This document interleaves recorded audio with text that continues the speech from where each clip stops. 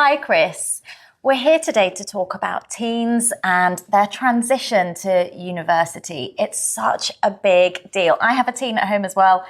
She's under so much stress. I don't remember there being that much stress. No, for sure. Academic pressure, peer pressure, emotional pressure. How can schools help teens to manage this and move forward in a happy way? You know, I think, if I may, it's a union between school, parents. It's about the understanding that life has changed from when you and I grew up, and there is a lot of pressure. And we work at OWIS with our culture of kindness. We're sharing, caring community, and I think as soon as you bring that to the core of what we do here, students don't feel alone. They don't feel alienated. We have a great pastoral care program here. We have homeroom teachers who will look after our students every morning, making sure they're okay and prepared for the day. We have a counseling division where students who are feeling maybe distracted or confused may go and see them for anything. And we try to encourage the fact that everyone needs counseling so we can adapt and move with the changing world. I think that's really, really important. We also give opportunities for students to speak their mind and have self-reflection time, I think is also very important. And we try to build that in. At the end of the day, we have a 5-minute meeting, pastoral or homeroom teachers have an opportunity just to sit with them and talk about how was your day, what went well, what didn't go well. Reflection is important. And of course, we're all trying to live and change. So that's important for us. Our counselors are outstanding, and it's an opportunity for you to go there whenever you want to. And, you know, we didn't have this when we were growing up. Well, I certainly didn't have a counselor when we were growing up. So I really like this idea. They're very friendly. There's no pressure involved. And I think that's important. Also, working with parents. And sometimes parents also need advice and suggestions and help how to navigate teenagers of today, which is very different from when I was at school. What's the phrase? Yes, just be quiet. Yes, I've heard that once or twice. Yes, exactly. No, I think it's very important, as you say, to give children the opportunity to just speak, be themselves, express themselves, share their thoughts and feelings. Yes. So the problem is, though, that they're increasingly distracted in our world today. Obviously, I'm talking mainly about digital devices. How do you streamline their focus, help them to be more present and less distracted? Because I think that really feeds into the anxiety and the stress and the pressure as well. Oh, very much so, yes. We're a digital campus, so we try to make a blend between digital and, since I'm quite old-fashioned. For example, in the morning when students come to school, we go to the homeroom. We don't allow digital reading for the first 30 minutes. We actually want them to come to our lovely library, take a book out, and sometimes just read for pleasure. We don't allow phones in school. So in the mornings, they'll hand their mobile phones in. They stay with the homeroom teacher until the end of the day. And I think that's also important. Getting them away from the digital or social media, which is either destructive in some instances, but can also be very beneficial in others. And it's about allowing them to understand what peer review is. Just because you see something on TikTok and other devices and channels, it doesn't always mean it's true. And it's about becoming discerning. How do we become discerning? We actually sit down with them and we say, peer review for us is a great way to go forward. Respect. That's the only word we use in secondary. It's respect for yourselves, respect for your time, respect for others. And I think that's also key for us. And of course, the most important thing, let's get outdoors. We have a PE program. We have trips that are going off to Thailand this year, South Korea and Japan. And we just want you to get out and experience the world that you live in. Absolutely. The real world. The real world, yes, not just exactly. The online world. Yes, exactly. You mentioned being discerning about peers, but I think it's so important for children to be discerning about themselves as well, and to try and figure out what their interests are, what their goals are, what direction they're going in. Yes. Right?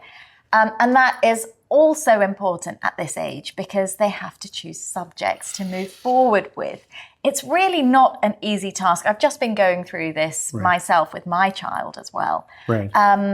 It's hard when you have an all-rounder who enjoys everything, enjoys very different, diverse subjects. How do you help the children to look inwards and really think about their own strengths and choose subjects which are going to stand them in good stead going forwards? Right. You know, it's a collaboration between school, parents, and the students. We start with psychometric testing, which I think is really, really valuable. Of course, we all know a lot about ourselves. Sometimes we're a bit harsher on ourselves than the real world. Yes. And so, and in the end, it gives you some ideas of where you might have your strengths, your weaknesses, and what you're good at and what maybe works for you. Counseling is really, really something that doesn't always happen only at school, but should happen at home. Sit down and discuss with your parents. Yes, we want the best for our children, but sometimes we just need to give them opportunities to explore before they make choices. These choices are so important. That's right. Because they're foundational. Yes, right? exactly. And if you make the right choices, they can be reversed, of course. You can go in many different directions, but it's important to consider them well. Yes. And as parents, I think we're always concerned, rightly so, with academics and getting good grades and making sure that you have a good foundation, a solid foundation, so that affords you opportunities in certain areas. But it's a tough one, right? Because you can really drive that ethos of doing well and achieving high marks. Is that to the detriment of a love of learning? And perhaps them pursuing subjects that they really enjoy, which may not be those academic subjects. How do you create that balance? Yes. You know, we use the learner profiles from the IB International Baccalaureate Diploma Program, and one of them is being an inquirer. I think that's really key for us. Getting out into the world and knowing that you can make mistakes. You need to be resilient. You can learn from those and going forward. So for us, it's very, very important that you try new things. We try and take away the pressure. We would rather that students try subjects, even if we know that they may not be going to do so well in that, but just give them an opportunity. Be a risk taker, be an inquirer, try new things in life. You know, that's what life's about, to be honest. I think just risk taking and trying new things. Yes, I think that leads very nicely to my last question, which is about readiness for the next stage, which is all about risk and trying new things. How can we really help our children, both as parents and school, to prepare for the independence, the opportunity that they're going to be afforded at university? Right, very good question. Thank you, Rat. Yes. We're starting a course here at OWIS that is really dear to my heart, and it's called Life Skills. Okay. Teaching them about time management, telling them about self-management, teach them how to cook. You know, this is how you fry an egg. For some of them, they've never done that before. So let's talk about that. How to go shopping, how to manage a budget, becoming international minded, right? Understanding that, for example, if you go from here to America, the culture is going to be very different. And starting to preparing them for different cultures and different ways and different idioms, I think is important. CAS, if you don't know what that is our creativity, action and service. It's part of the IB.